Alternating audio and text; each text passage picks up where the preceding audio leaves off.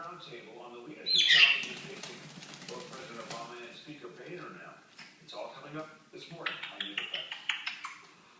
The Federal Aviation Administration is thinking about lifting restrictions on the use of most electronic devices during airline takeoffs and landings. That means music players, laptops, tablets, and other devices could soon be used throughout the entire flight. Restrictions on phone calls and internet use during takeoffs and landings will likely remain in place.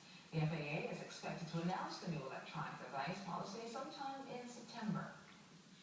Now, your first alert forecast with meteorologist Jennifer Gray.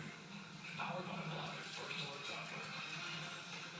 Good Sunday morning. What a good start to the day. We have seen a couple of little showers roll on through, but the sun is out bright. We do have a couple of cumulus clouds out there and a couple of showers, but they should all move west just in time for the afternoon. So sunshine will be out looking great if you are heading out to the beach today.